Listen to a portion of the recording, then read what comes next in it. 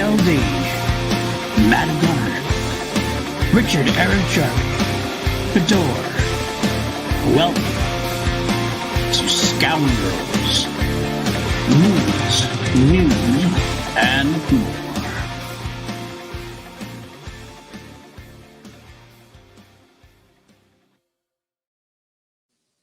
That's a banger. Thanks, dude. I like that a lot. What's up, everybody? Welcome to another episode of Scoundrels, movie news, excitement, more. It's all here. It's all here. It's all live. We are live. My name is TLD. This is Matty Gunner. That's Richard-Erik Jarvi. And Richard-Erik Jarvi is really upset because I didn't use the opening that we usually open. So I'll try it again. Let me hold on one second. Go back. Hold on one second. I'm going to do this live again. Here, wait, boom. And that's not it.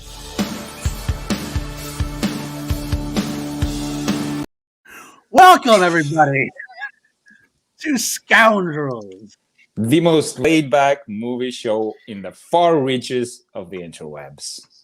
Now, here's why I'm okay with you doing that. Because every time you play that, I get 0.01 cents going to my bank account. I gotta tell you, that doesn't actually count there because it's on Streamyard. It's on StreamYard, so I downloaded and uploaded it, so it's not really gonna give you anything. Yeah, but it's still being played on YouTube, so it's still registered under me. Well, okay. Anyway, let's get on to it. Maddie, how you doing today, buddy? I'm doing good, mate. How are you? Not too shabby. Not too shabby. Richard, feeling good. I was kind of in your guys' face with going live at exactly in the half hour. I figured I'd call myself Anal Jarvi just because of that, but I figured that'd be a little too inappropriate because I was Bitch Jarvi last week, so I figured I you're gotta still be Bitch something. Jarvi, but I mean that's something. Thank you. And you just kind of ratted us out, so I guess that makes you snitch, Jarvi, this week. Ooh, I like that too. I like that too. That's true. Well, you know what? We did actually go live, like at the buzzer. Like it was a point. We did the countdown. 5, 4, 3, 2, 1. Boom. We went live. Which is impressive considering last night I was live with two mediocre white dudes on here at a surprise impromptu performance last night.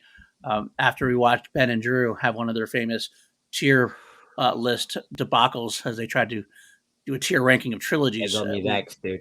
Yeah, I watched that earlier. It got me. Mighty Ducks C tier. Are you? What? I haven't watched it yet. Well, PJ and I tried to do a rebuttal later on live. We decided we're just going to rebut the whole thing, and I think it was better. But we'll find out. If you want to go back, it's still live. Still on the channel. Go back and watch that. Otherwise, stay tuned. Here we are for Scoundrels this week, and of course on Scoundrels we deal with news, we deal with a topic, and then we deal with a view of the week, which right now is going to be Boba Fett until the Boba Fett ends. So, Book of Boba Fett. You mean The Mandalorian? The Mandalorian season 2.5, yes. Yeah, that's right. All right, guys. So let's start with the news. Matty Gunner, lead us out.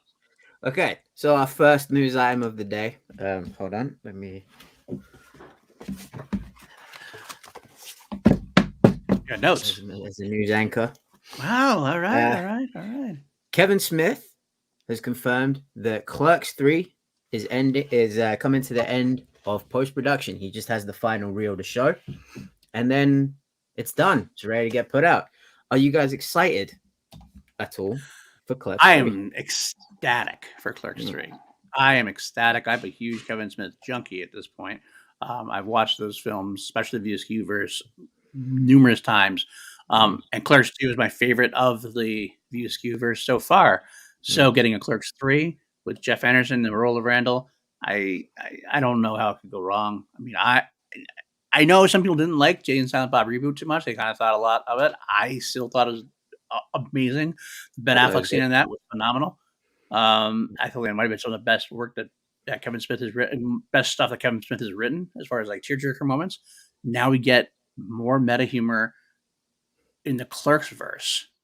I'm in love. And not only that, our good friend Ben Bateman on the soundtrack. Has that been officially announced? Yes. Okay. Ben said it on his screen. Okay. He's doing the soundtrack? He has a song going on the soundtrack.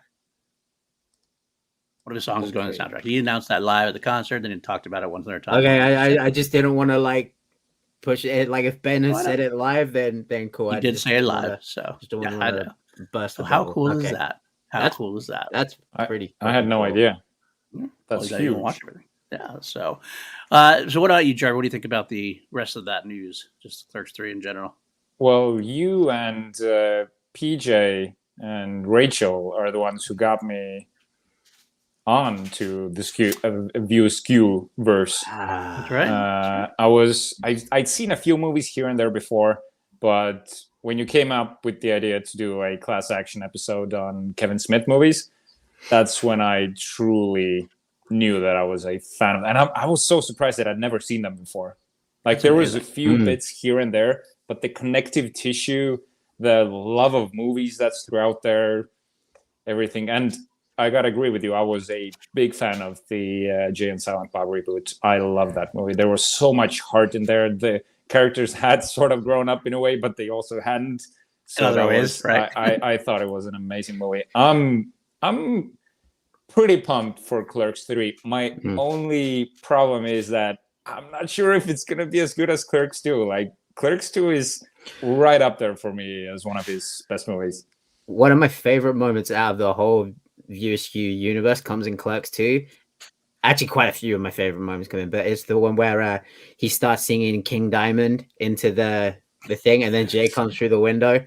That was hilarious. The one thing I want to see in Clerks 3 is in Clerks 2 we had Randall say there's only one trilogy, there's only one return, and it ain't of the king, it's of the Jedi.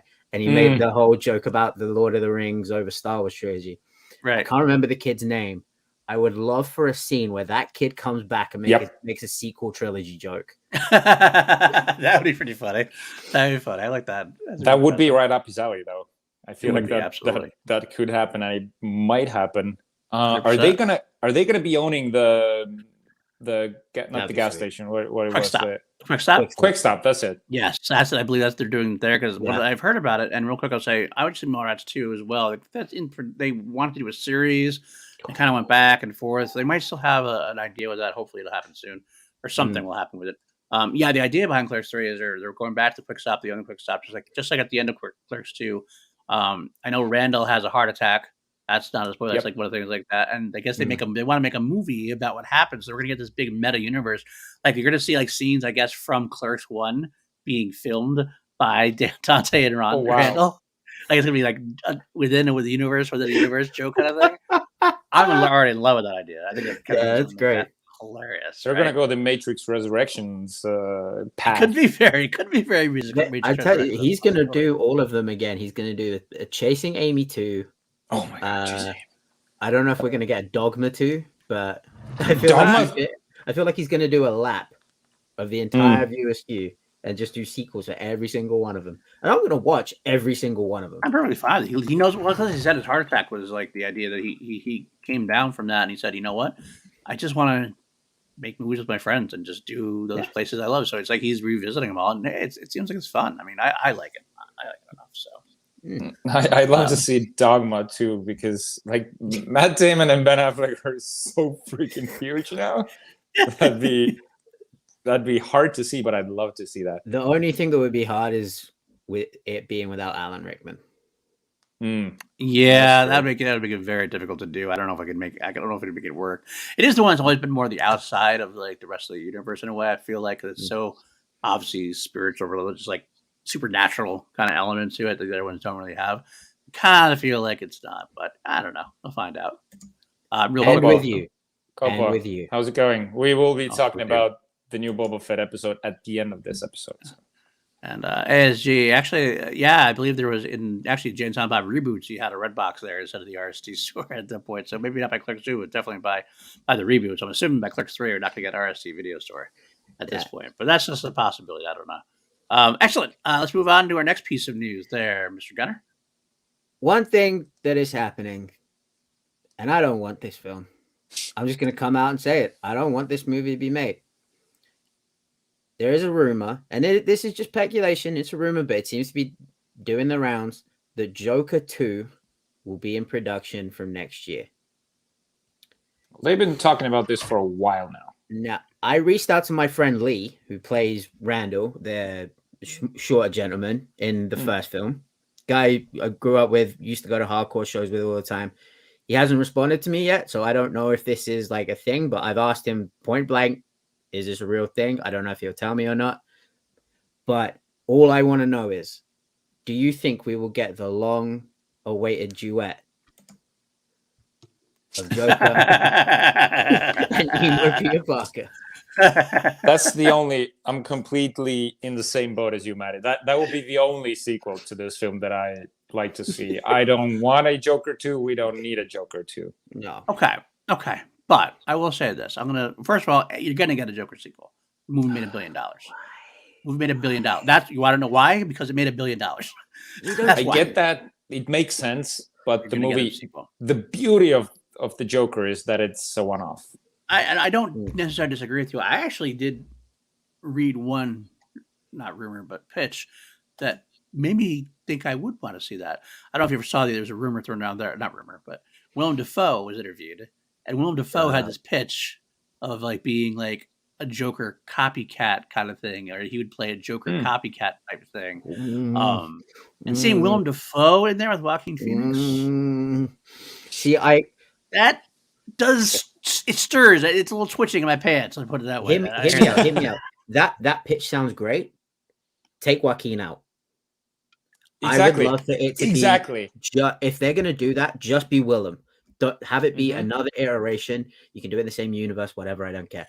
Have it be a guy who saw Joaquin on TV that night. The whole city went to shit. Have him be like, oh my god, like someone like me. Like I feel that way. Then you have it playing into the Joker being relatable to the other outcasts of society, like Joaquin Phoenix's Joker was, like Arthur Fleck was. Then you have like the outcasts and the misfits, and that would work great. If it's just Willem Dafoe seeing Joaquin Phoenix's Joker on TV and being like, hey, that I feel like that dude. I'm gonna go and do a bunch of crazy anarchist shit. You've got me. Like that's it. I'm in.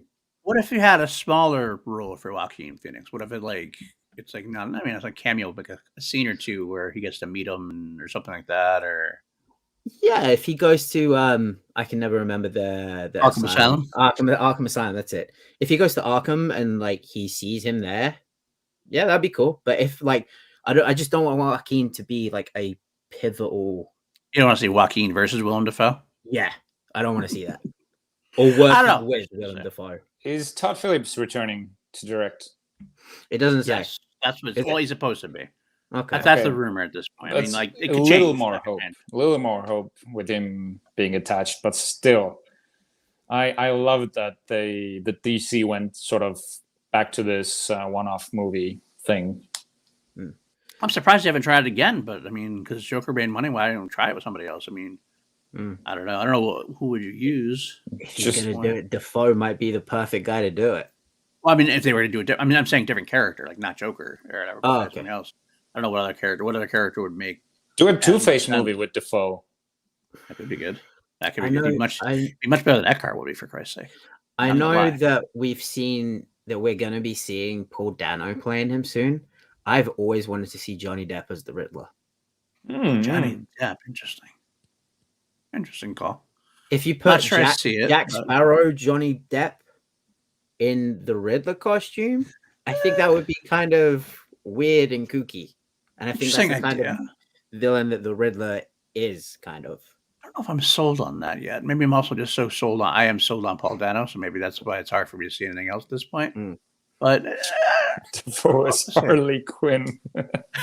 I'd rather see that before Joaquin returning, because I think that performance it's almost untouchable, and we don't need to go back there anymore. Yeah, I mean, I understand. I definitely understand that aspect of it, but I guess we'll have to see what happens. I don't know. We'll see. All right, that's actually does have an interesting. It would be interesting to see Jim Carrey take another. Oh, Jim Carrey now is the Riddler. Yeah. Oh. Like you see him take him go all different crazy and just have him improvise and let him talk about his weird stuff, sort of the stuff that he's been saying in interviews. And yes, I gotta be honest, anti-government Jim Carrey. Oh, hell yeah. I actually honestly see Jim Carrey's performance of the Riddler in Batman Forever as much more of a Joker-like performance. To be honest with you, he felt more Joker than Jim Riddler. Carrey's the Joker. Don't. That's a dream cast. That's a dream I do casting. love that. I do love that quite a bit. So I don't know. We'll have to see. All right. What about Ed? How about Ed Harris as the Ed Harris is the Joker? Fuck yeah. Ed Harris can do no wrong. I could make that work. Absolutely. Okay. I just wanted to The old man Joker, but that's okay. Hey, Joaquin's no spring chicken. That's true. So they're gonna flash forward. You could have Ed Harris walk on the top of the stairs, say, "I'm up here, you're down there. You walk down the wrong goddamn stairs. You walk in the wrong goddamn Batcave," because it's much later in the future. So Yeah. that or happen at least once. At least once. Actually, think about that aside. I could think about that. I could make that possibly work in some different angles. If you look at Ed Harris in Just Cause, he could do a Joker. I think he could probably make that work. I'll just put the idea in Paul's head, and now I'm gonna let it grow. You've incepted him. That's another good one. Hugo Strange would be another good one for him to play. Holy shit, that would be cool. That. All right. Next up, man. Got one more piece of news. One more piece of news. So, I guess Vinny and The Rock, Vinny D and The Rock, there's just no coming together with those two. So they figured if we can't have one big, hulking, attractive, chiseled out of granite Samoan guy, we'll just go for the next one. What rhymes with Samoa? Momoa. Oh, I like that one, Jarvi. I like that works. I didn't even peep that, Jarvi. I also love that right now. Go. I keep this up. I keep the picture up. We got me and Matty here. No Jarvi at this point.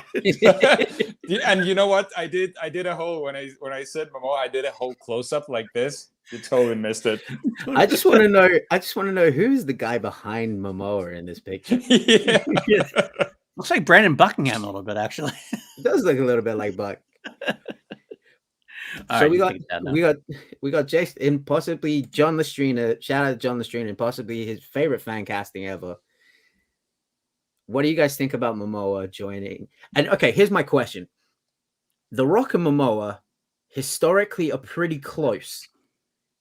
Does this casting potentially put a bit of friction in their friendship? I doubt it. I doubt it. I think so The Rock. either. I don't think The Rock gives a flying fuck. Honestly speaking, I think The Rock will be like, whatever. Good luck. He'll probably go, good luck. That's probably what he'll do, but he won't care. They do need a male with some hair on that franchise. So true. You got the most follically blessed dude out there. Dude, I wish I had his hair. Jesus. Dude, same I here, wish I man. had his everything.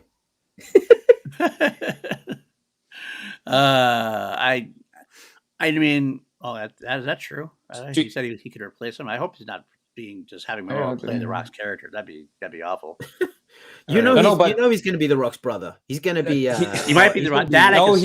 He's gonna be the villain, and then he's gonna by the end of the movie he's gonna be part of the family. No, not of this movie because this is actually the 2-part finale. So by the end of 11, maybe. Yeah, right. I thought this was the last one. They're stretching it out to 2. You're doing a 2-part finale. Oh, he's 100% going to be the villain in the first one. Yeah. Yeah. Oh yeah. Yeah. Well, that's cookie cutter. That's how the franchise sort of works. cookies baked on that. Yeah. Franchise. I mean, all right. To be honest, he's probably the most Fast and Furious actor that hasn't been in the franchise yet. To be honest, there he just fits the franchise very well. So you might as well just do it and get it over with. Whether he would be in there if Rock was still in there, who knows? But has Channing Tatum been in them yet? No, he's not. That's like not Channing what he Tatum- might fit. He could fit. Him and Jonas should do they should be in their 21 Jump Street sort of 21 Jump Street character. Fast and Furious. Hey, what's up, Mr. Wingblade? Always good to see What's you up? in here. What's up, Sean? Hey, Sean. But we do if Momoa, he's gonna be in the movie. I need a shot of him sticking his head out the window and letting those wavy curls just fly away. That's gonna happen. Oh, There's gonna be I think you're gonna see Vin Diesel use the hair somehow and fly around and or they're gonna bring in a motorcycle for this one, and he's gonna be on a chopper or something. I was gonna say Momoa's a bike guy. He's exactly. big into his choppers and his custom motorbikes. Is this the first time we're gonna see a 10-second chopper? Oh. Dude, yes. A That could 10-second happen. chopper. That could happen. My God. Oh my God. And they're Just gonna have Momoa Nos just on there. there. He hits the nos and he's just like. And that's gonna rectify Torque, the movie Torque. Why would you Torque even 2. bring that? Why would you even bring that movie up? Dude, I watched that movie 25 times when I was 25 times. I watched it every weekend. We just lost 2 viewers at least. Just so you know. I watched a lot of dumb shit when I was a kid, and this, for some reason, I had that movie on VHS, and I just watched it. Have you ever seen the Need for Speed movie with Aaron Paul? Dude, I'm gonna just be real with you. That movie is fucking amazing. I love that. It's not a good movie, but it's so freaking enjoyable. I love dumb movies, but like that was Takes a cake. I mean, it's Keaton just going. I don't know what he says. It's like that's like he has a great line, something like he's in a like a vehicle of the angels going down a path to hell or something. He says like a really corny lines in that movie. Oh my God, man. All right. I think that's enough Jason Momoa and enough Fast Furious talk at this point. I know John, not too much for John Lestrina, I know. But we'll move on from here. Let's get into our topic of the week. Musicians in movies. Favorite musicians in movies. This is a thing we kind of had a little debate on. Like, should we do the cameos count? What counts, what doesn't? I know we kind of didn't. I didn't want to like really limit anybody from anything they want to say, but I personally decided I was going to go with musicians who were not known as actors typically. Some of them are fine lines, but they had to be more known as musicals than actors. Yeah. Like definitely, like someone Jared Leto doesn't count to me because he never counts. More of an actor. He never counts. Not just because of Matty. He can count to 30 though. A couple of mine are more cameos, but there is one that is very much like a performance, and it was someone that going back and watching the movie a few months ago, I was like, wait a minute, hold on, is that who I think it is? And I had to do a side by side of them then and them now. I was like, holy shit, right. I had no idea it was them. Nice. So I made a list of things. We all made a list of things. We'll start off with who wants to start off? I'll let you guys choose. So I have 2 lists. I have cameos and I have performances. Which one am I using? You want to use whichever one you want. Whichever one you want to talk about. Whichever one you want. Whichever one. Right. There's no limitations. All right, let's go with performances. I'll go with the full ones. Okay. That's what I'm doing, basically. Also, Sean, yes, first band that I ever bought the CD of, Linkin Park, Hybrid Theory. Who? Linkin Park. Who? Yes. Do you know who Linkin Park are? I'm old. I know who they are. I just never listened to them. Honestly. They was not part of my. They were beyond me at that point. I was out of the loop for them. Well, we've never been here, folks. Me and Matty against PLE. This is the first. They're fine. They're fine. I mean, not that I have a Chester Bennington portrait tattoo or anything. No, or anything like that. Anyway, Paul, kick us off. I'll kick us off. Jarvi's going to kick us off. Jarvi's going to kick us off. Jarvi, kick us off. All right, I'm going to kick us off. You guys tell me if this counts or not. But my number 3, top 3 musicians in movies is Childish Gambino in Solo, a Star Wars story. I'll allow it. Donald Glover as Jesus, I almost said Han Solo as Lando. I mean, I'll allow it, I guess. I think he's more of an actor than a solo musician, isn't he? Really? He's a jack of all. He's a master of all trades. Comedian. Okay, I won't argue. I have some that are probably close too. So okay, that's a fair call. I mean, I love him in the role, absolutely. And so much so, I'm really hoping that this series of him really works and makes it out because he'll be great in that role, especially leading that role. Yep, he's going to be incredible. Absolutely. He did something amazing with the role. Like, he didn't do an impression, yet he was so familiar enough. He reinvented the character. He had that swagger, that sort of presence, the way he talked, the capes, everything was there, and you just wanted more of him. Yeah. Are they talking about a series or a movie for him? Series. It's gonna be a 6 episode Disney Plus series kind of thing. And the way that I approached this is almost close to how we did our public defender. So I didn't look up any musicians in movies. I googled nothing. I just wanted to go from heads completely Okay. what I Okay. remember. But that's my Okay. number 3. Okay. It's Solid a pick. great Solid number pick. I do like that. I feel like he's in the Will Smith category, so I wouldn't really choose that. But that's hey, it's your list. I'll go He's with one of Donald Glover's one of those guys that you just look at and you're like, how are you so talented at everything you do? it. Everything you do, you are absolutely brilliant at. I just started How? rewatching Community, the show. I Oh think my that God, kind of dude. made him famous Yeah. Oh yeah. That's what as an Carrey actor. does. It's so friggin' good. And as a director as well, because he did the This Is America music video. That was That's that was really all him. And Yep. that was that video was awesome. He is And very talented. Look at that. the series that won him a bunch of Emmys, Atlanta. Atlanta. That's it. Very good. Let's just run up real quick here. Yes, starring Drew. Yeah, I would count. I'd count that. Yeah. I don't. Does animated count? Of course. Yeah, I didn't choose Ooh, that. I'm not gonna lie. didn't think of that. Scene I did 2 was not. friggin' Listen, was Bono- entertaining. Bono's had me cry a few times in my life just from opening his mouth, but Scene 2, definitely. Listen, yeah, it's worth it. Worth a shot. I guess those are surprisingly good movies. Like they shouldn't be, but they are. They're fun. They're like the Pitch Perfect movies. There's like I can admit that I love them, but I wouldn't call them like great movies. Right. Exactly. And also, anyone that thinks, oh, no, wait, that's wrong. That's the one I want. Anyone that thinks Pain and Gain is not Mark Wahlberg's greatest movie, you're wrong. Pain and Gain Yeah. with Ed Harris. With The Rock. Double Harris. We've been Double harassed. Harris again. And Harris yes, again. I have seen The Wiz. I've seen The Wiz. And I saw your comment at the beginning of the show too. I've seen all those Guys and Dolls. Was it on White Christmas? I think you said. Yeah, I've seen all of them. They're not my favorite performances by a lot of these people. They're fun. They're fine. I just don't revisit them as much as more recent films. If you're gonna look at me, I'm not gonna lie. I love movies, but I definitely have a bias for movies that are anything older than 1970. I tend not to go back to quite as often. I don't have any problem with people who love them. It's just not something I tend to go back to. That's all. They're fine. They're good. So, All right. yeah, Who's Mark. next? Sorry. I would say also real quick that Mark Wahlberg and Bette Midler, those people, I don't think they count really in our role because they're more actors to me. But we'll go from there. All right, Wait, The next. Prestige almost made my list. Matty. He's in my cameo list actually, because that's more of a cameo role.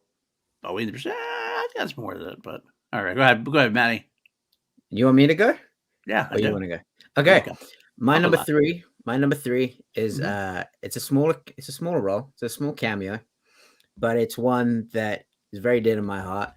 I have gone on the record of saying that I think movie soundtracks peaked in the late 90s, early 2000s teen movies, and I don't think they've ever been better. Mm-hmm. My number 3 comes from the great pop punk band Blink-182 American Pie. in American Pie. Yes. They show up for one scene, and it's the scene when Nadia comes over to his house, which nowadays you wouldn't be able to get away with that. It'd be crazy problematic. But they're just there. They have a random monk like Travis Barker's not even credited in the film. They credited the old drummer of Blink-182, but it's Travis in the film. Oh, He has a random monkey on his shoulder for some bizarre reason, like whatever. That's and pretty funny. Tom DeLonge just leans in when they're watching the video and he goes, "That dude's in my trig class." And I don't know why. That's one of the funniest lines in the whole movie to me. Just him leaning in going, "That dude's in my trig class." That's funny. That's funny as hell. So, Good call. that's my number 3, Blink-182 in American Pie. Okay. I have my number 3. I'm going to do it. I don't care. Jarvi doesn't seem to like it when I do this, but I don't care. I'm going to throw in some honorable mentions, just mentioning them. Not going to talk about them. I'll just say I'm not throwing them honorable mentions in.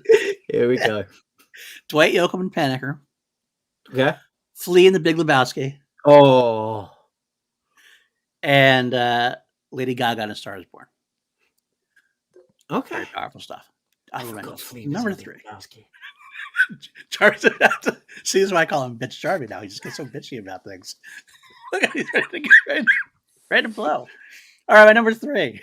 My number 3. I can do it every now. I do it more and more. I think as I go on, I'll probably I had like five. I don't mention 6, 7, 8. All right, Matty, what's your number 2? All right, my number 3 for real. Meatloaf in Fight Clubs. Speaking of bitch, bitch tits. Were you close to? Did you consider Meatloaf in Rocky Horror Picture Show? I did actually. There was one. I love it. That's a great Meatloaf double feature right there. Rest in peace. Rest in peace. Rest in power. Voice of a generation, really. So maybe did that bump me up a little bit? Maybe it did. Maybe my mind made me think about it more. Obviously, he's been more in the forefront of my mind. But he's a really solid performance in that film. Yep. I mean, he really makes that film. Without him, it's not nearly as strong as it would be, and he's not even a big role comparatively. I mean, you got Edward Norton, you got Helena Bonham Carter, you got Brad Pitt, and they obviously make it go. But he's like the heart of that movie. He's not really a beating heart. I can't. Jared Leto is not great in that movie comparatively. Well, it's good to get. He's great. He's got a great punchable face in the movie. He's got a great punchable face in the movie, that's for sure. All right, so that's my number 3, Meatloaf. Jarvi, go with your number 2. My number 2. Let me see. All right, so this one might surprise you in some ways. It is Justin Timberlake, not in The Social Network. Oh, that does surprise me. What to say? Palmer. JT in the movie Palmer. Wow. Came out last year on Apple TV. Apple Plus TV. Apple TV Plus. Okay. Everyone keeps talking about his performance in The Social Network, which is awesome. It plays to his strengths. He's flashy. He's flamboyant. He's this kind of a character that you'd expect him to play. Right. Palmer is a movie where he can show his sort of subdued side. He's playing very minimalistically. He's playing a dude who's been to prison for like 10 years or something like that. He comes back into the small town. He goes to live with his mom in a trailer, and he befriends a young boy who takes himself as pretty much, he identifies as a girl. So since they're living in a small town, this is frowned upon. Like there's no, everyone's conservative. He gets picked up in school. He gets bullied in school, and their chemistry together sort of, Justin Timberlake's character takes him under his wing, lets him be who he wants to be. There sort of becomes a father figure for that boy. And it's a heart-wrenching story, and his performance really shows a different side of him. He's not flamboyant at all. He's pretty much doing a very minimalistic role, and he freaking rocks it. Good. I've not seen this movie yet, honestly, so I'll just take it was one of my favorite movies of last year. It was in my top 10. How close were you to picking Justin Timberlake in Friends with Benefits? Oh, dude, I did consider it. Bad Teacher. Sorry? Bad Teacher. Oh, Oh, yeah, he was in that one as well. He was not good in that one, though. But I thought he was pretty funny in that one, to be honest with you. I thought that was a good movie. I can't remember it enough, probably, because he was playing like a rich teacher there, right?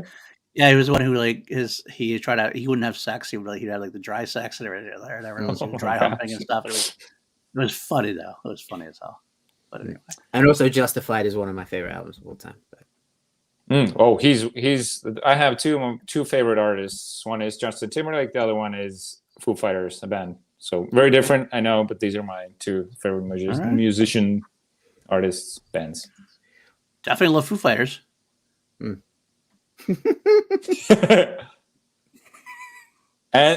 yes. Okay. Before Jarvi kicks off and strangles PLD through the screen, I'm gonna go with my number 2. And it's funny because PLD mentioned one member of the Red Hot Chili Peppers. Ooh. I'm gonna give another. I'm going with Anthony Kiedis as the guy who says that would be a waste of time in Point Break. Oh. Soon as you said Red Hot Chili Peppers, I'm like, Ben Baby's going to like this part right here. Point Break, Anthony Kiedis. Good call. Good call. The thing is, like, I've seen Anthony Kiedis a solid 7-8 times at UFC events. Like, he's always there front row from first fight to last. He's always there, just sitting on his own. No security or anything. And I look at him just sitting there, and then I go back and I watch Point Break, and I see jacked, undercut with the ponytail, all this swagger about him. I'm like, this one thing does not match the other. Who is Right. this guy? So it didn't click to me that it was Anthony Kiedis until like I had to go back and look. But Oh, yeah, and that is the scene where Keanu and Swayze, they come together. it's a magical moment. It's an important scene. Keanu's about to get his ass kicked. That's right. It's love at first sight. Hmm. This bromance. I do want to throw out there. That's a good call too. Flea and the Back to the Future movies are pretty good too. He's pretty funny on Oh, those. shit, I forgot Flea was in those. Yeah, he's in a lot of movies actually. I just kind of forget he's in them, and then he pops up. Like he was in like Baby Driver, Boy Erased, The Outsiders. What else? He's in a bunch of movies. Big Fear and Loathing in Las Vegas. He's in Who is a he in lot Fear of and movies. Loathing? He was a musician. He was just that musician guy in the in that one. It's a quick scene. It's not very big, but just the fact that he's in it is pretty cool. And he was the Kaboom TV announcer in Toy Story 4. Kaboom. The first thing when you said kaboom, I thought of Parks and Rec. You gotta kaboom it. That's right. Kaboom it. All right. We'll hit to my number 2 then now. This is definitely a different one. I love this guy, and I don't really know him as a musician, honestly. Really, I know him from one thing and one thing only, and it's the movie Scrooged. David Johansen, also known as Buster Poindexter, as the Ghost of Christmas Past. I love Scrooge. It's my favorite Christmas movie of all time. And I have a very small part. I have a very special place in my heart for it. And he's one of my favorite parts of the whole thing. Get me to that. Can you get me to the CB studio? Yeah. Which floor? I love this bit. Expecting that. I was not expecting that at all. It's your number 2? Really? Number 2. It's almost my number 1, dude. I could make that my number 1 and I'd be okay with it. Okay. I love that one so much. Okay. That movie means so much to me. And that part is just makes me laugh every time. It's one of my favorite parts of the movie. Okay. Never seen it. Never seen Scrooge. I've never seen Scrooge. Jarvi, you need to see Scrooge, man. Is it? That's great. I gotta. It's my favorite. It's my favorite Christmas movie. It's a Christmas. Good? It's a Christmas Carol. It's obviously a retelling of a Christmas. I love Carol. the Muppet Christmas Carol. This is like that, but it's a 1980s version of a Christmas Carol with Bill Murray. So it's a modern take. Yes, modern as in 1980s. Yes, 1980s. Yeah. But it's very, very funny and very good. It's one of my favorites. Bill Murray's just Groundhog Day or Scrooge. I like Scrooge better myself, honestly. I do. Okay. Let me get back to you on that. I will say that I will. My one disclaimer is that I saw Scrooge at a younger age. I think I saw it in theaters actually, Okay. and I just have a lot of nostalgia for it. Absolutely, I do love it. Well, I did learn last night that you are turning 75. It's actually 600. I think by the end of the show it was 600 something. So, all right, Jarvi, what is your number 1? You mentioned it already with your bullshit honorable mentions.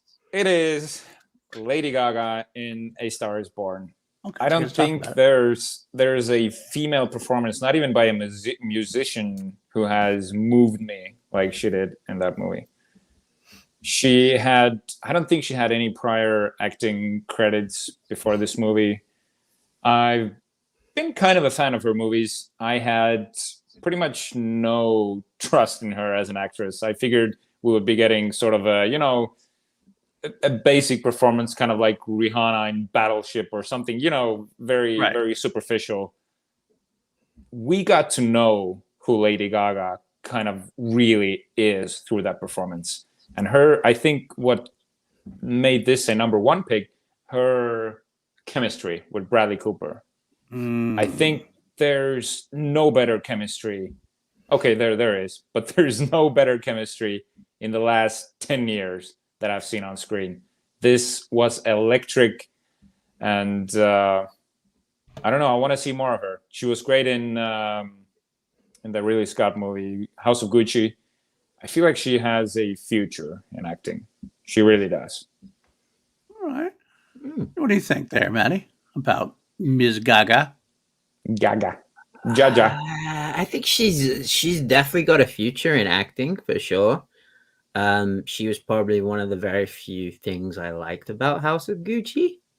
I didn't like much about House of Jared Gucci. Leto, come on.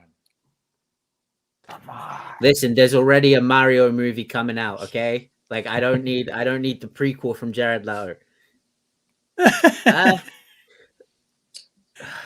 Literally, the whole fucking movie was just like, it's a me, Mario. Oh, Aldo, you're breaking my heart, Aldo. That was why did they put Jarvi in the movie? That was a way better performance than anything Jared Leto gave. We're not talking about Jared Leto. We're talking about Lady Gaga. Come on. Yeah, I think she's. I mean, I have the Monsters album. I think she's incredibly talented. I think she's an incredibly talented musician, actor. She's getting there. Do I see her winning an Oscar anytime soon? No, but I do. Really? Yeah, I think her role in A Star Is Born was Oscar worthy already. I don't know. I personally don't see it, but yeah, all around she's an incredibly talented person.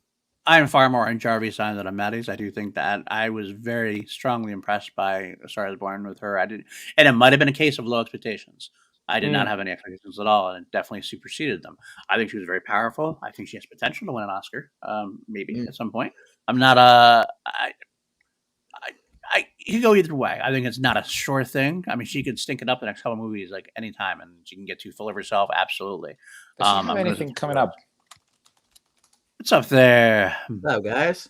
I'm guessing Matt or Chris? Matt. Matt. It's Matt is saying that's the lower PLD because surprisingly enough, Chris always shows me a lot more respect than Matty does, even though I'm his boss. Okay. I think he wants me to fire him all the time. No, but it's good. It's interesting. Madonna in movies is better than Gaga. I don't agree with that. Madonna and you know who I have on my cameo list is Madonna in Die Another Day. Not because it's a great performance by her, but that is one of the best scenes that comes up when Pierce Brosnan is fighting. What's it, Toby something? The sword fight. Oh, Die Another Day. Yeah. Oh my god, that sword fight is the bomb. Yeah, I guess I gotta check out of that movie. I think a couple of times. I'm not a big fan of Die Another Day at all. It's one of the worst ones for me. It is, but it's still a bomb movie. Okay, fine. I will say my 15 honorable mentions include Madonna in this, Madonna in that. All right, fine. I do like Madonna in League of Their Own. I think she's a solid one, but she's just playing herself, really, honestly. It's not much to it. Evita, she's fine. I think Gaga in Star Is Born is much better than her in Evita. Dick Tracy, again, fine. But here. All right, Matty, who's your number one? My number one is it's a definite it's a heart pick. It's definitely a sentimental pick. You guys may not know them, but there is this death metal band called Cannibal Corpse. And they appear in the movie Ace Ventura: Pet Detective. Is it really? It's the scene where he's walking through the club and there's the death metal band playing on stage and he's like bumping into everyone. And he walks up to the guy and he goes, "Is Paul here? Excuse me, is Paul here?" And the guy's like headbanging and he goes, "Alrighty then. Thank you." And then he just disappears. So me and my friends, one time, I've seen Cannibal Corpse one time in my life, and it was so me and my friends could do this. Me and my friends, Tom and Luke, shout out to them because I'm going to make them watch it for this because I'm going to make them remember this. All three of us dressed up as Ace Ventura for this concert. Solely because of this scene. So in a crowd of metalheads, there's like hair longer than mine, the three of us just walking in through the crowd, walking into the mosh pit, all dressed as Ace Ventura, like hair sprayed up and everything like Ace. And yeah, so that's my number one pick is them appearing in that one scene in Ace Ventura: Pet Detective. I don't have much to say except for I want to see those pictures. And, I do as well. I get though. It's a fun cameo. It's a fun cameo. Back to my honorable mentions now. I have Vanilla Ice and Teenage Mutant Ninja Turtles 2. Where would you put Billy Idol in The Wedding Singer? That actually would be up there. Actually, I would at least have put that at honorable mention. potentially it's in that range. I think it's a very That's my fun honorable movie mention. in a You row. take it from me. Okay, you Matt take it. Damon in Eurotrip. Oh my god! Listen, Not a if we- musician, but No, he's If not. we're- He's not a musician. He's playing a musician. So Yeah. I mean, as I said, movie soundtracks peaked at 90s and early 2000s teen movies. yes, they did. all right, my number one. It is one of my favorite musical artists of all time, and it's one of my favorite roles of his. Of all I time. figured that would be coming up. Certain Starman, Mr. David Okay. Bowie, Mr. David Bowie Mm-hmm. in Ghostbusters? Labyrinth. Okay. Okay. Not the Prestige. I love him in the Prestige. Don't get me wrong. I do think he's great in the Mm. Prestige. This is a totally, again, completely nostalgia-driven pick for me. But growing up in the 80s, Labyrinth was one of my favorite movies when I was a kid. Like, it came out, it hit me the right time, and I loved that soundtrack so much. David Bowie singing Magic Dance, singing, Magic. It's so easily 80s. Mm. But it encapsulates my childhood in so many different ways. And he's so good at what he does. He just has to be a fucking rock star at it. And like, they talk about Labyrinth being remade. They keep talking about Labyrinth being remade. I'm like, I don't know how you can do it without Mr. Bowie, because like he is really the draw of that movie as the bad guy, as it were. I love it so much, and I don't give a fuck what everybody says. That's number 2 on my list now that I need to watch. Oh yeah, it's great. It's like a Lucasfilm, Jim Henson kind of production. So it's like in that '80s vein. If you like Willow, that kind of stuff, it's gonna be in that range. Growing up Jennifer Connolly, young Jennifer Connolly. you don't grow up in Britain without developing at least some kind of revered respect for David Bowie. I was very lucky. I got to see him perform at Glastonbury. Oh, Like, nice. That was there have been 2 concerts I've been to where I was drawn in, and that was seeing him and Prince. Those are the only 2 that I've ever seen that I've just been like, I'm on a different planet right now, because there's no way that dude is human. Yes, exactly. I wish I got to see Bowie once, and I wish I could have seen him twice. The only reason I say that is I saw Bowie only one time during the 9 Inch Nails Bowie tour. Oh, which was great, and it was phenomenal. It was a great concert. I loved every minute of it. But he was very, very, very heavily leaning on his Outside album because it made sense, because it was very industrial rock, very 9 Inch Nails sounding and everything else. For the it made sense. Nails, holy shit! It was a great concert, but he leaned too heavily. And I actually liked the Outside album, but I didn't get to hear a lot of the other Bowie hits that I would have liked to have heard. So I'm very glad I got to see him in that. And I know your face tells it all. It was that good. It was that good of a concert. Although you could tell that a lot of the fans didn't know a lot of Bowie's new stuff, so the energy wasn't quite as well. Because the greatest part about it, and for me, it was a double greatest part.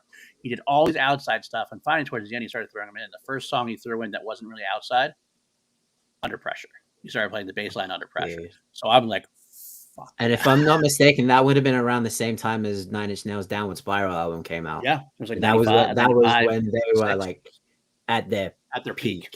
Yeah, that's why. Yeah. That's why it was amazing. Because Bowie wasn't really huge at that point. He kind of had his Downstern for a little while. He did like the Tin Machine thing. He kind of Outside was his way of trying to become new. He kind of really came back up during that, like the end of the 90s again. So he was not quite at that level as he used to be in a way. So I guess again, I just like to have seen him like later on when he did all that, like more of a well mixed version of his catalog, so to speak. But I can't complain. Yeah. Jarvi, did you ever see Bowie? Sorry? Do it again. No. I've never had the honor of seeing him live. No one ever comes to Estonia. Well, not back then. Now we get artists, but we didn't get these kinds of legends come here. Let me ask you though. You thought I was going to say somebody else? I thought I was so sure that there was going to be a Queen cameo somewhere. Yeah, they never actually did anything like really as far as movies went. I think Brian really appeared in anything big. Freddie some definitely music videos. Did. Freddie wasn't a big movie guy as far as that goes. They wanted to do at one point. I don't know if you guys knew this or not. Here's a tidbit for you that you might learn on Crown Jewels. Did you know that when Andrew Lloyd Webber wrote Phantom of the Opera, Yeah, Freddie He Mercury off- in mind. He offered Freddie Mercury the part first. Whoa, that would have been sweet. Yeah, He could have Freddie been amazing at that role. He could have been really, really good. I He mean, turned do a it version down, now. he Give didn't it want to to do Adam it. Lambert. No Good Jerry Adam B, but he'd be great. But that is cool. I kind of wish he would have taken a stab at it. That would have been kind of fun. What was Jerry B's agent's name? In No, his agent, like what Ben and Drew used to do. oh God, I can't remember his age. I can't remember now. I have to go back. Machine Gun Preacher. Gun Preacher. Naya and the Golden Dove. Yeah, and the Golden Dove. You guys don't know what I'm talking about. It's a Ben and Drew sketch. And they were doing that. That's a good cameo. You lose Back to the Future. I like that. I guess that's our show for that part of it. Now we have to go on to the next part. Sorry, yes, I know. I stay. Oh, I know. I think Matty's going to lead us into the next section. Ladies and gentlemen, this is our review of. Oh, wait.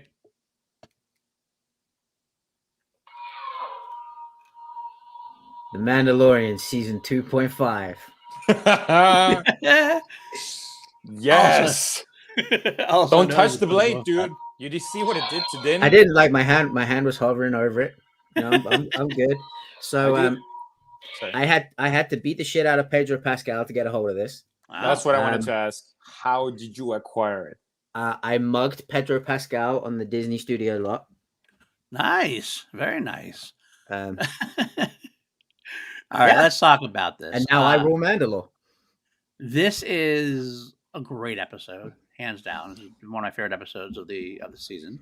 It's one of my favorite episode of anything ever, if I'm Really? completely honest. It had a shit ton of Easter eggs. A shit ton of, not even Easter eggs, it's more just connective tissue, which I Yep. love. And it was natural connective tissue in a way. It all Prequelists had our day with this one. Oh my We had our god, day with yes. this one. 100%. I know there are some people out there that didn't like it. Not that didn't like it, but they kind of were like, well, I liked it, but Boba Fett didn't even appear in his own show. And is it really a show? Is it really Boba Fett? And to me, I have to say this actually, when I saw this, I went back to something we said a long time ago. Hmm. When this Book of Boba Fett was announced, and it was said for the longest time, it's going to be a 6-episode run. 6-episode run. 6-episode run. At one point, all of a sudden, it boosted up to a 7th episode. Mhm. This, I think, was that 7th episode. Ah, Oh, okay. I think they decided, yeah, you well, know that what? makes perfect sense. Let's throw this in there. We'll have the Book of Boba Fett. We'll throw this in there as a 7th episode to see where the Mandalorian was, because we need to show where he was in between before he shows up at the end to help. We'll show And where people he who- went up there. And people who've just tuned in for Boba Fett, there are people who just are watching Boba Fett, nothing else. Right, exactly. So you need to introduce Din a little bit to get a good coin with it. So it was a perfect way to do it. I think that's what happened. I don't have any ins with Lucasfilm, unfortunately, but that made all the sense to me when I went back to think about it. But we get Din back, and like there was no. The funny thing is, like, so the last episode ends with we need muscle, and then all of a sudden we hear the theme to the Mandalorian. You're kind of like, oh, okay, I'm getting goosebumps now. like, oh, the cool. So theme. the theme's coming. All right, cool. And like, so my thought was like, okay, we're gonna see him come back, and I'll probably come back this episode, maybe next episode. No, they fucking rip the Band-Aid off right away. You're just boom, there it is. and I love how they do it too. They show the outline. You're kind of like, you could go, well, is that Boba or is that Boba? And then comes in. You No, it's see not. the reflective armor. Yeah, that's just perfect. And the that way. music, the fanfare or whatever you call it, came on.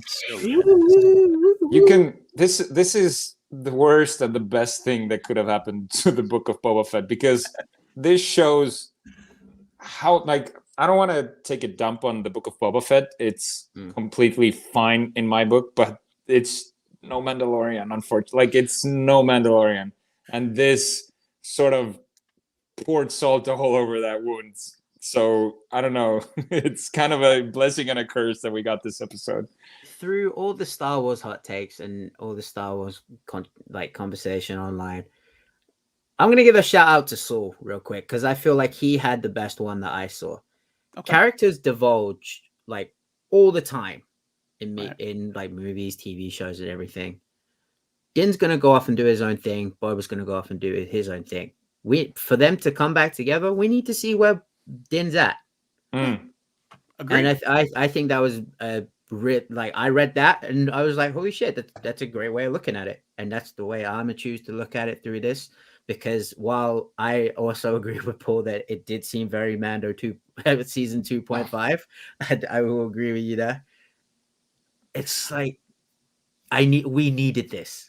Right. Like all of us, like the three of us here, everyone out there, I feel like this was an episode we needed. All the questions that we had, well, so many of the questions we had got answered.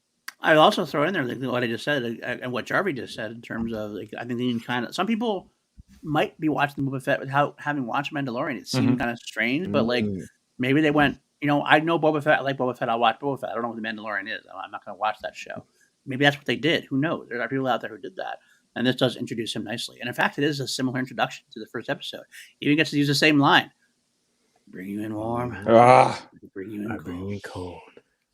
And it's the same thing, right? And then, but then we get to see exactly where he is. And then for us, we see him, okay, where is this taking place now? Boom, the dark saber goes up. Okay, we know when this is taking place now at this point, right? Yeah, that was my initial question as well. Is it that before Grogu? At first, I thought this was before Grogu. Maybe. I'm sorry, Dave. Dave, right. Who's Grogu? And that's a good point. Who's Dave is Grogu for anyone. Dave. Anyone who doesn't know, we call Grogu Dave on this channel. Yeah. And I call him Dave everywhere else.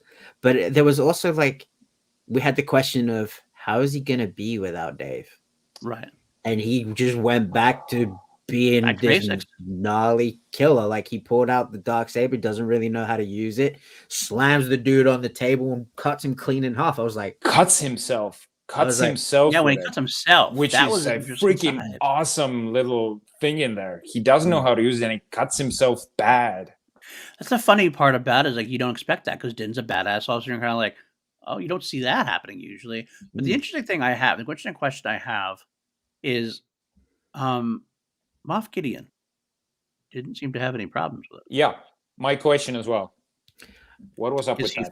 Is he force sensitive?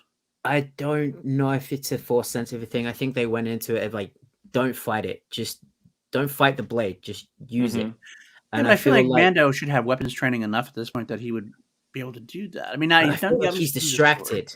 I feel like he's distracted in his mind of like the balance of what it is to be a Mandalorian, what it is to be himself, thinking about Dave and where he is. Whereas Moff Gideon just had one focus: get the child, get his blood, kill the Mandalorian.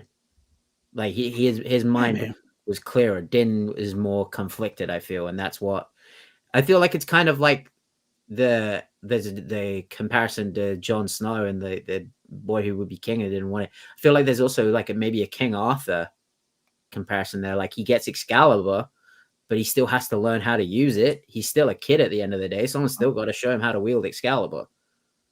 Maybe, and it kind of is. It kind of shows us in retrospect how adept at everything Moff Gideon was. That's true. How great of a villain he really was, and could still be. I think. Exactly. We're gonna see him again, I think, for sure. For sure. No, they wouldn't drop that line in there. They took him into questioning, and he's gonna come back. 100%. I feel bad for Giancarlo Stanton. He seems like such a nice guy. I don't feel bad for it at all. I love him. I love him in his roles. I love him. He does these roles well. He just knows what he does well. I mean, all right. So anyway, he gets we get to see him do this. He eats the armor, and there's a lot of lore dropped there. Quick question. Just, I'm sorry, I'm going to cut in there. I'm going to ask, what is the station that he brings the bounty to? It's like I don't know. It looked like something out of Halo. Yeah, it was. I've never seen that before. Very not Star Warsy at all. I don't remember it either, to be honest with you. And that says something. It was sort of like a belt, like the station where he dropped off the bounty, the head. It was sort of like in Interstellar. There was like this sort of like circle or this belt that was just like inhabited. Yeah, I don't know. I don't know. I've never seen it before. It looked awesome.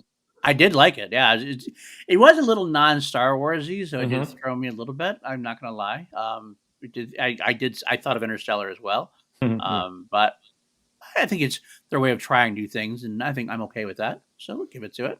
Okay, I figured there was. I was so sure that there was something like, "Come on, Jarvi, you should know this." And No. Not as far as I know, unless there's something in the books or something that I didn't read. I mean, I've gotten definitely slowed down my book reading. I'm still far behind on some things, but not that I know of. Nothing I know of. I think nothing in the High Republic there, Matty, that I haven't Nope. quite finished. Matt, so okay, so maybe I don't know, but Nothing. Brand new All to right. me. well, moving on, we get the armor, and we get talking about Tar Vizsla, and also got Par Vizsla, and they have that reunion. It's kind of cool. We get a lot of lore dropped there. We definitely get Mr. Vizsla attacking, trying to get that sword back.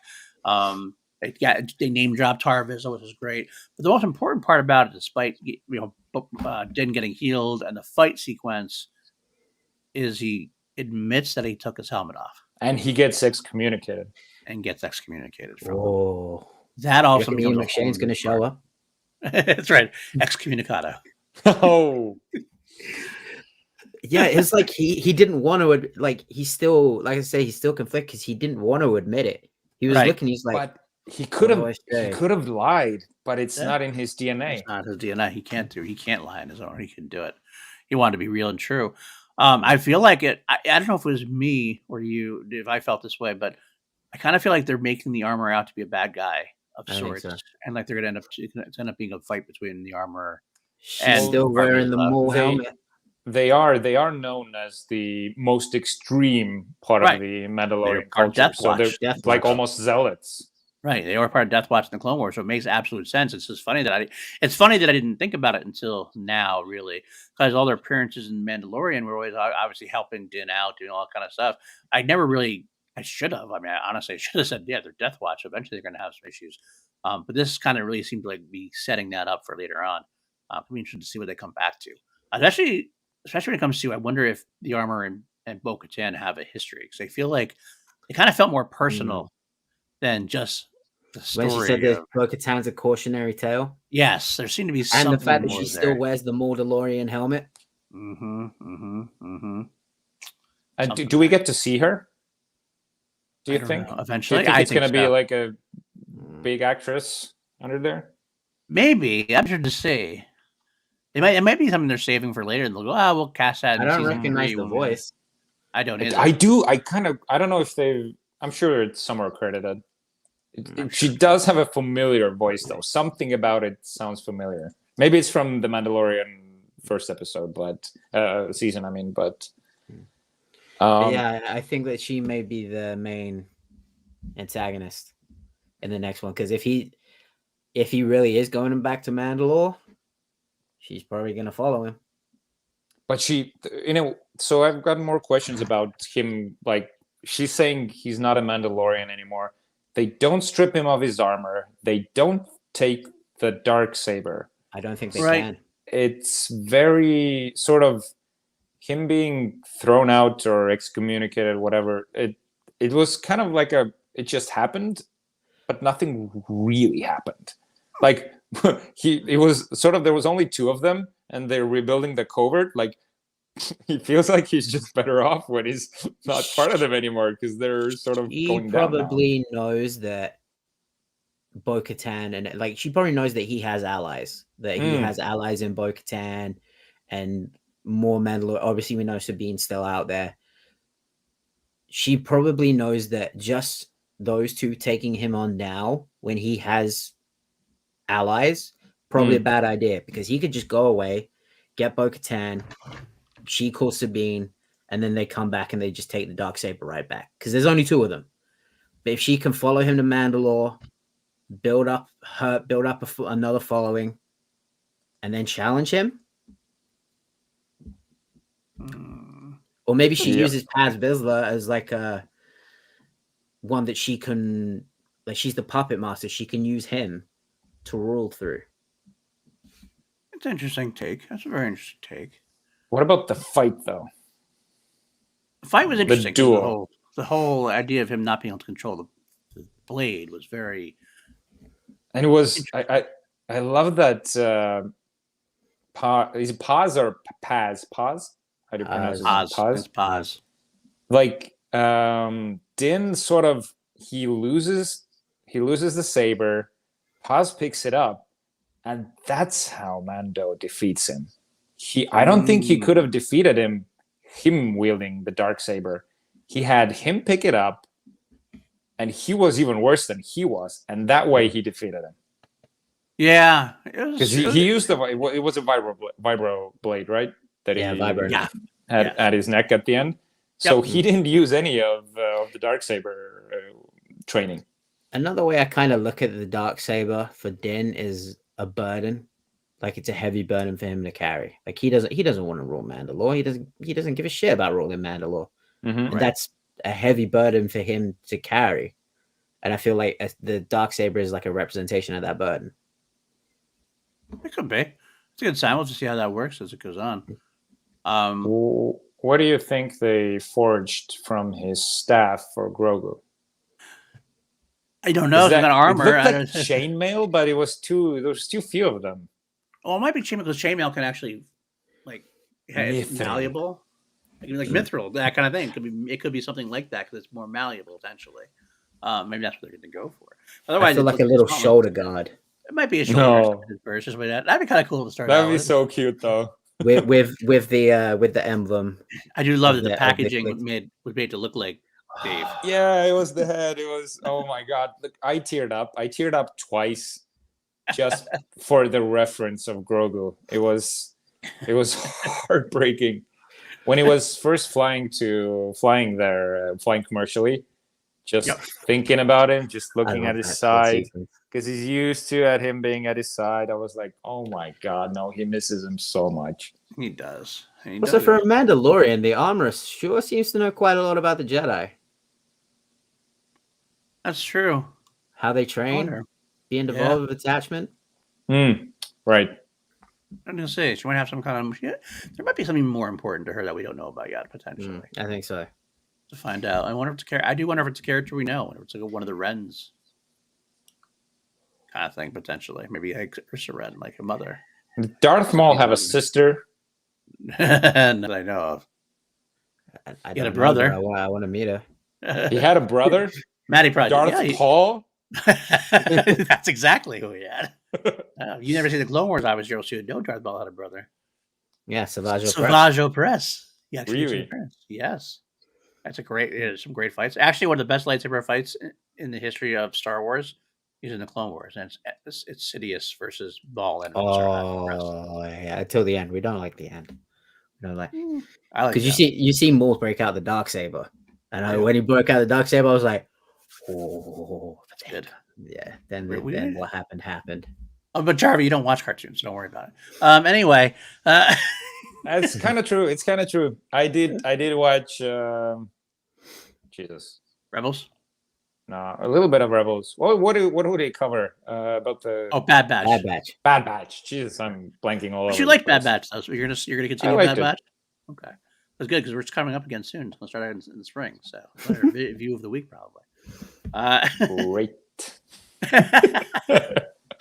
All right. So Mando leaves for Tatooine. Leaves for Tatooine. That's right. He's got to go visit Amy Sedaris at Palimata. She was so freaking great. Now she was great in this. She was amazing. Furry. I loved the stuff. People didn't like her a little bit. They kind of still don't like her. They think she's too non-Star Wars before, but I don't care. I'm all in on her now. She makes me laugh. I will say that this is a total canon video gamer moment. Seeing the BD droid. Yeah, I knew you'd like that. And then the one Pratt came and just chewed him up. I was like, no. And took a bite out of Pally there as well for a little bit until Din makes his way in. But then we get the big thing there. We get to come back, and all of a sudden she doesn't have Razor Crest for Din. She unleashes the thing, and it's a N1 starfighter from Naboo. And it's mentioned that way, and I fucking love it. I fucking love it so much. So elegant. I thought it was a pod racer at first. Yeah, me too. I did too. They were definitely hinting at it, and the way he even goes on the pod racer track later. Yeah. That's what I'm talking about. We're gonna get to there. That was one of the best parts of the movie. We actually, I've seen somebody online. Of course, somebody online already did it on YouTube. The side by side. It's side by side with Phantom Menace, like them going through Beggar's Canyon, Mhm, and mhm. through the whole course basically in a way. It's so beautiful, it's so well done. I love how they're carrying the love for American Graffiti with the Yeah. hot rod. He had the Oh, yeah. engine sticking out the front of it. I was like, Yeah. Yeah, and it actually made a sound like An engine. a gasoline engine, right? I love her, but that's one of my favorite parts of her, of Pelly this time. Nah, no diagnostic. I can hear her purr. Yeah. Pick it up. Pussy. Sound like and finally the Jawas got some love. Jawas that get some love. They're like, Oh, by we the way, still- the funny thing is the greatest part, I don't know if you noticed this Easter egg or not. Some people have, some people haven't. They bring back Din asked him for a part. They bring it back, and you've seen that part before. Because the very same thing, it's the very thing that's in the Death Star on episode 4 that Han and Leia try to use to keep the garbage. Oh, really? sensors No way. I didn't notice that. Holy shit! I did. I noticed it right away. I'm like, that's what it is. I That's didn't what it even is. pick that. I went back to New Hope just to clarify, to make sure I was like seeing the right thing. Oh That's my what it is. god! And then when Din calls them gutsy little fellas, Yeah. I was like, finally the Jawas getting some respect. That was nice. So I get to see that. They go up, get a little moment again with the little Rhodian kid, which is funny. And then, of course, you get some more time with the Republic Keystone Cops, which I love. I love that dude. From Kim's Convenience. What's it? Carson Teva. I don't. I Yeah. can't remember the actor's name, but the character Carson Teva. Yeah, it's he's in Kim's Convenience. I love that show. It's in- great. I gotta make sure I get his name right. I always hate that. Paul Sun Hyung Lee. Yeah. That's Captain Carson Teva. There And it is. he recognizes Din. Oh yeah, he totally does. And totally does. Yeah. That's what I love about it. I just love the moment where like he's just there and he's like, do you mind if we ask you a few questions? And you just see Din just like slowly look to the Yeah. side. And just hit the button. I was like, He just does them. Boom! We just went to hyperspace. No, kid. Some lead thrusters. Oh. This? I love it. I love the old man cop. Nah, there's a lot of paperwork. You know, it's funny. I don't know if you noticed this either. I looked this up afterwards. The guy who played the other Republic cop, Reed, that it's is the the body guy. double for Mark Hamill. was the body double for Mark Hamill at the end of Mandalorian, Ah. which makes a lot of sense. So, really kind of cool little bits there. So yeah, that's where we are there. He comes back down. Obviously, he comes back and he gets to. That's where we get the reuniting. Oh, first of all, of course, he gets out of them. What does he go? Wizard. Wizard. Love Ah. it. The big fuck you to any of them. I love that. There's your cool ass character that you love saying wizard like the old prequel days. I'm all for it. I'm all for it. My first watch, I didn't even notice him saying that. Second time, I'm like, wizard?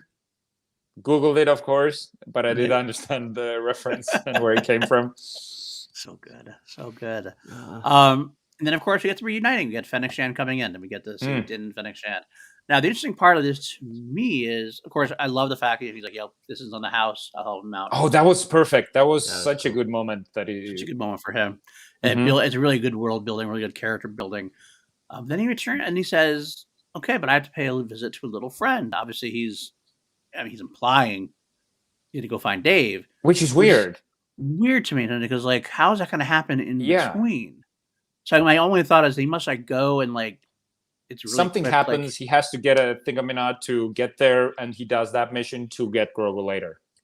or Maybe, something yeah. like he gets there and maybe he can't find his way, or Luke lied, not Luke lied, but Luke changed the Jedi housing. He doesn't know where he is, that kind of thing. And that's become the season 3.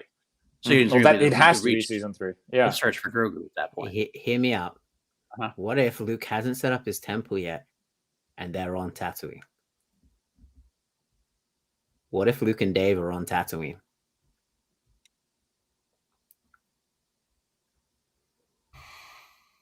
Just getting Possibility. wasted, just partying. They could be out in the desert, out in the desert training. And what if Training. they need some extra muscle? And it's Luke that comes and helps. I don't think that's gonna happen I though. don't think it's gonna happen either. I think this is all set up to. Hey, for we season were 3. we were speculating Harrison Ford coming back as Han Solo. They brought back Hamill back once, bring him back again. I still think we could see that. Honestly, I still think we're gonna get Harrison Ford at the end. I really do. It might be a cameo, but it would be there at the end.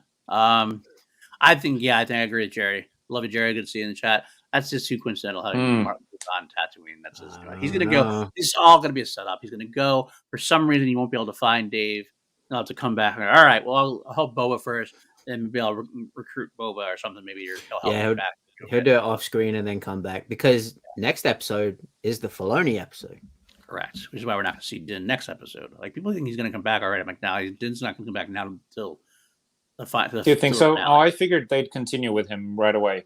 I think he'll be. No? I think he's gone to the finale. I think this is next episode, the Filoni episode. I think there's gonna be a lot of Filoni-esque stuff. This is where Cad Bane might come in. Yeah. You don't need Din for this episode. I think it's gonna be too much focus on everything else. I think they should do with both of them. Just have Boba and Din together. Why? But she's not gonna be there yet. If that was gonna happen, they wouldn't have had him go off.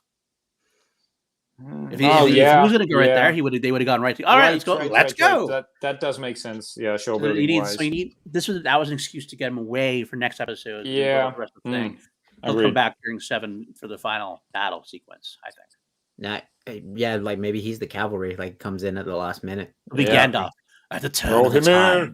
Row here. At the turn of the tide, when the two suns are at the. In the west, look for me in the west. King Theoden needs our help. King Theoden needs our help. So we have 2 episodes left, right? Right. If Cad Bane's coming, he does have to come now. Like this has to be it. Do you think also, so? I do. If they're gonna do this, they need to do it now. Antonio Banderas as Hondo. I'd love to see that. Give me Hondo. I want to see it. I'm very excited to see it. I'm very excited that tomorrow night at 3 a.m. Well, 3 a.m. My time, I will be able to watch and see what Filoni's going to give us. Because I've been looking for. I mean, right now, Bryce Dallas Howard. I want to give her a shout out before we end. Give her own damn trilogy. No, give her a series. Give her a show. Series or give her a movie. Give her anything. Give her everything. Give her anything. I just want more. More, but that's for sure. Give me more of her, please. Maybe I should get a series like Deborah Chow did. Maybe that's the next step. But eventually, I would love to even give her a movie at some point because she knows what she's doing. She understands Star Wars better than many of the directors that have given a shot before. Would you ever have thought this would have happened? No. Who would have thought? I mean, Bryce Dallas. I remember she made her first episode of Mandalorian. I was kind of like, huh. Yeah. Bryce, probably or just Ron Howard shoving her in there, sort of. Yeah, I almost thought it was kind of like, is this a nepotism thing? I mean, I haven't heard her really do anything. I mean, he's good. Dude, she's great. She is great. She's a phenomenal director. She's got the genes of her father. I should have thought of it that way. I mean, Ron Howard's a great director. Let her do it. So, give it to me.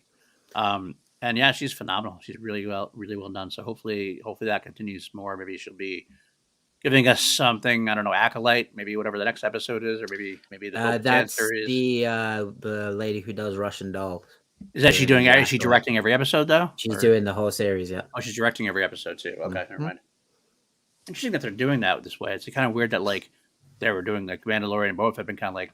I mean, Boba Fett was mostly Robert Rodriguez, but still kind of like had a few episodes here and there. It's funny that Deborah Chow is doing all of Obi-Wan, and now the Russian is doing all of Acolyte. Interesting to see if that's something they're going to do in the future. Maybe they will give her a full series. Maybe she'll do Bo-Katan. That'd be kind of cool.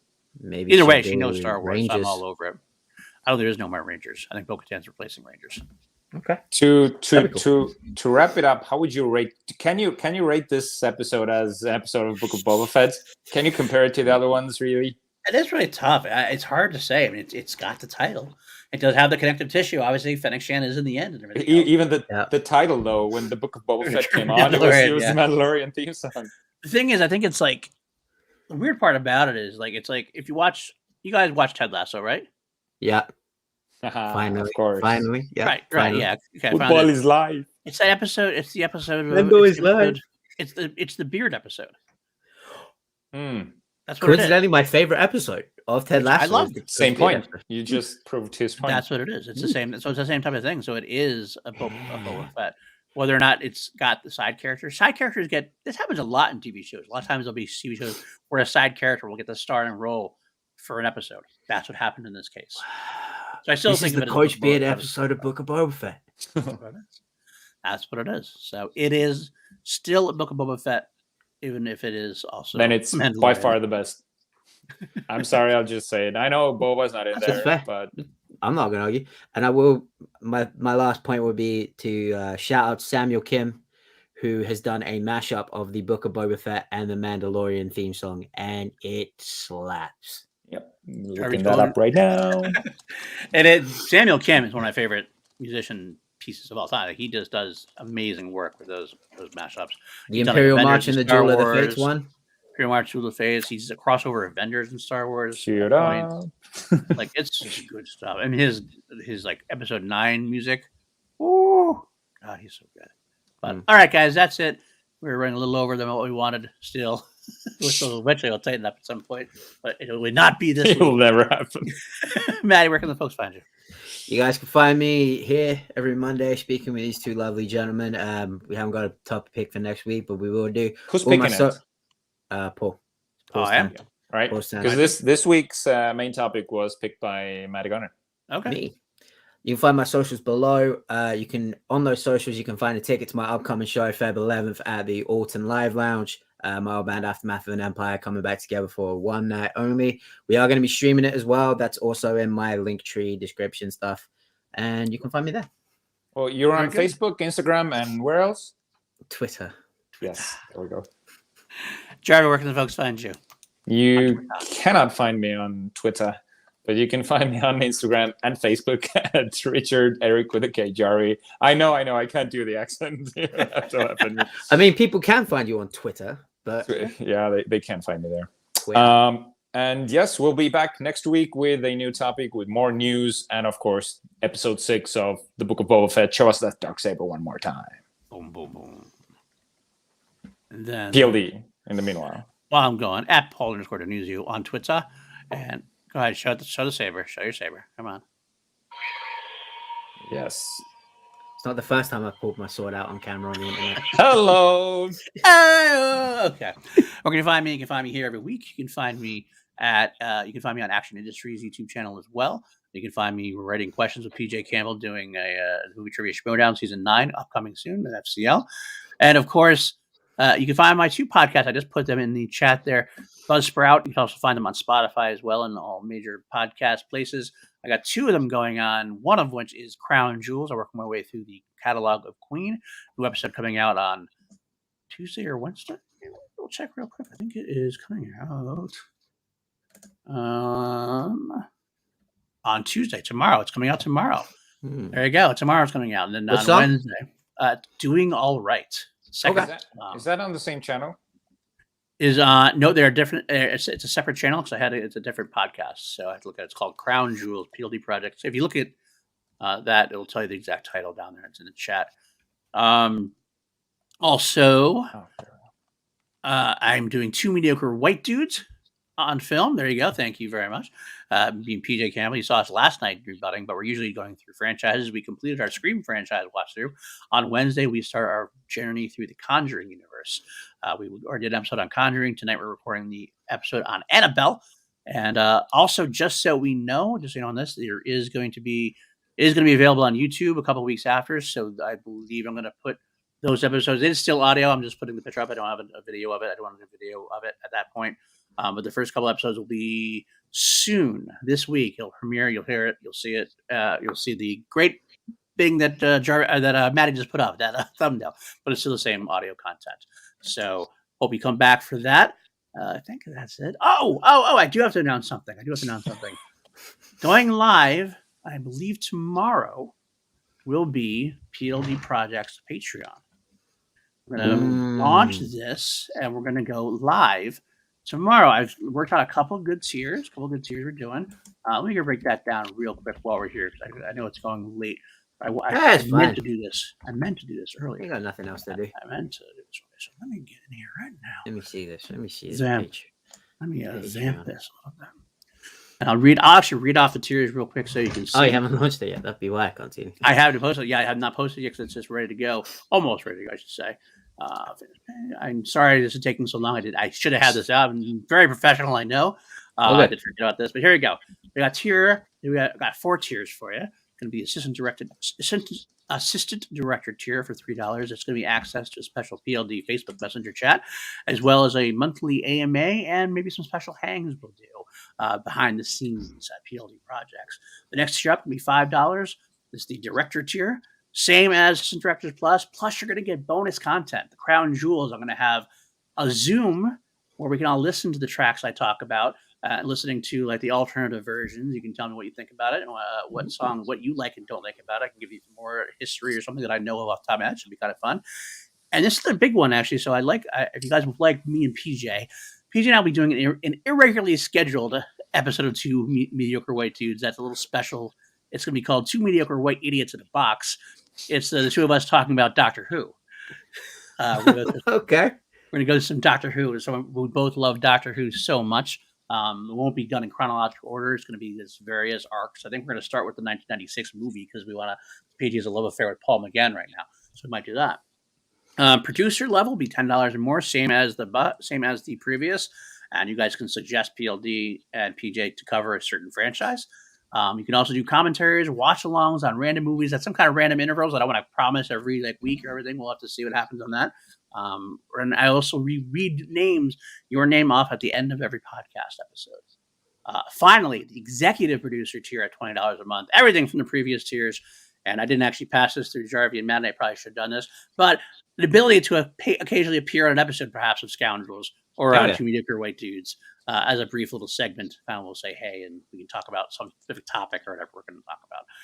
I'm cool with Love it. So there we go. That's it. Going live tomorrow.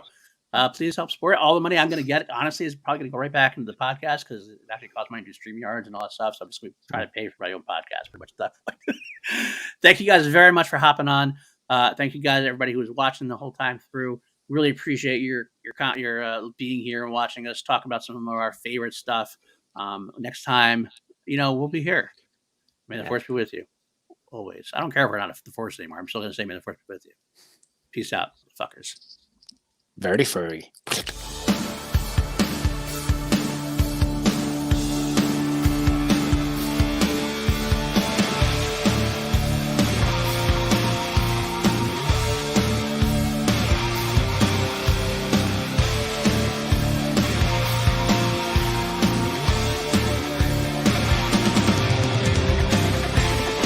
PLD, Matty Gunner, Richard-Erik Jarvi, Bidoor.